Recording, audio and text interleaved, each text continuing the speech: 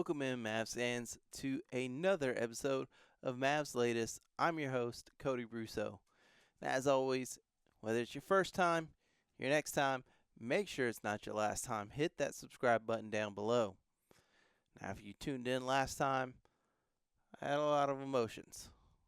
And those emotions came to the surface, and I meant every word of it. But this is still Mavs fans for life. This is still we gonna try and win the championship, and this is still the mindset of this is my team. This is where we planted our flag, right? So to speak, pun intended. So we're gonna keep on pushing. On today's show, we're gonna talk about that very team, this roster makeup, some things that Jason Kidd has said, and also the big game tomorrow, game 3 of the season. All that and more coming up next.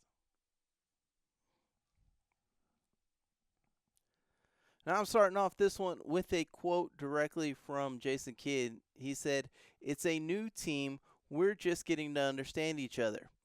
I would say be patient, but I understand the frustration. We all want to win at a high level, and this is a game of expression. Fans have a right to express themselves, but that doesn't stop us from coming to work and getting better and getting ready for Sunday." Because let's face it, he needs to get ready for Sunday.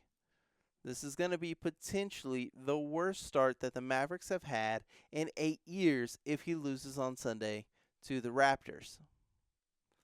My question is this, Mavs fan, and let me know what you think down in the comments.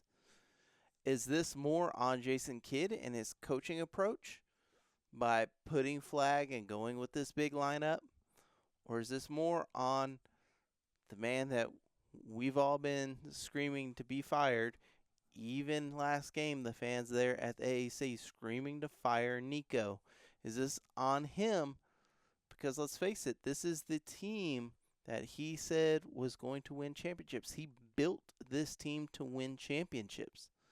And, of course, he's trying to get a pass right now because Kyrie is hurt and everything like that. He tried to take credit for the Cooper Flag thing when really it was just the luck of the bounce going the Mavericks' way to draft Cooper Flag. So who do you put more of the blame on? The coach that's trying to coach these players or the GM that built this roster? One thing that I will say is this. Jason Kidd has always kind of, you could say, flirted between a truth and lie when he does talk to the media. He did say Daniel Gafford was questionable. But yet Daniel Gafford, even though they said he rolled his ankle and it was only going to be 3 weeks, and now we're rolling into like week 5 of Daniel Gafford being out, on the official report, Daniel Gafford is actually already listed as out. So I'm not sure why Kidd says he's questionable for it when the official report already says he's out. So it seems like they've already made up their mind. But yeah, and my other thing is this, and I heard this, and I've seen this out, in the universe, that Kidd is purposely kind of tanking this team a little bit and steering them in a wrong direction as a FU kind of, in a way, to Nico. And to kind of tell him, look, man, you built this roster and it's not good enough. How do you expect me to win with this roster?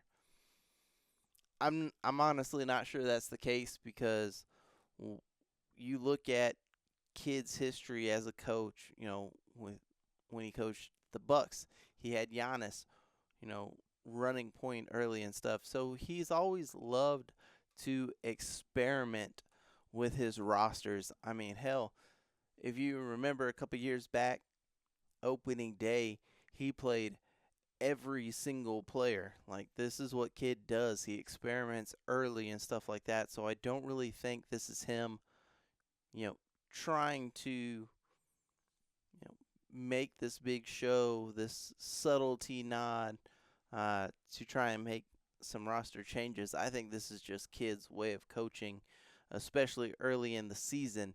He likes to experiment and see what he can do and see how he can kind of, flirt that line. And unfortunately for him, and unfortunately, honestly, for us Mavs fans, we've seen them go down big. 33-point loss, of course, to the San Antonio Spurs, and then a 10-point loss to the Washington Wizards. So it's been, yeah, it's been a tough start to the season, but we're only 2 games in. Still got a long way to go. That being said, the Raptors, they keep their core together. This is the same core that they had last year that just was really injury ridden. So they want to run it back, see kind of what they truly have. But even with all the injuries, this team averaged 111 points per game last year. So it's going to be tough for us if we keep running this same exact offense that we've been running. I do feel like potentially once Gafford does come back, that might give us a little bit better feel. But it also scares me at the same time. Talked about last episode, Lively and AD haven't really been playing too much together. Lively only playing, I think, 19 minutes? So once you add Gafford to the mix, how is that going to help improve this lineup? Is AD going to continue to play 4 more, or is it going to be sliding over to 5 just like we've seen? It's at least my thoughts. But one good takeaway from this is the hardwood classics come out. So we're going to be seeing those beautiful jerseys and beautiful flooring, that retro green coming back to action. So I am excited for that. So a lot of questions, revolving around this roster. Some good things coming, of course, with the flooring and the jerseys.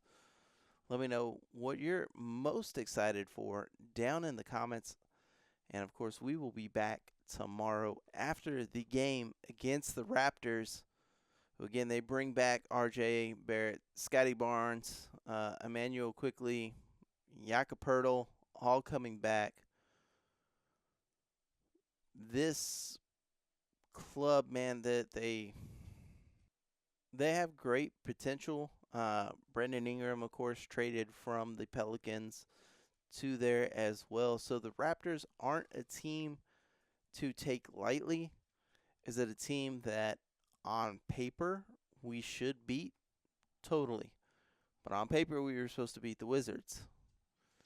On paper, the Spurs were still going to be trying to potentially try and rebuild, and Wemby was going to be coming off an injury.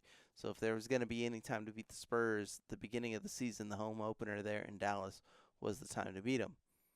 So that's 2 games that we were, on paper, supposed to win that unfortunately we weren't able to come away with the W. And it is scary again because we still do have to turn right around and face the NBA champion Oklahoma City Thunder. They will be there in the AAC on Monday, another 7:30 game. Now, we did win the series 3-1 against the Thunder last year, but part of that was because of Luka. Unfortunately, as we all know, Luka is in LA now, hooping it up with his boy Reeves. They've got great chemistry over there. But that chemistry they have over there in LA is something we are highly lacking here with this squad. They just always seem lost, but what can you do? That's just something that, unfortunately, experience and just like we talked about earlier, falls on your coach to try and help make these things possible through practice and stuff like that, but it's also on the players.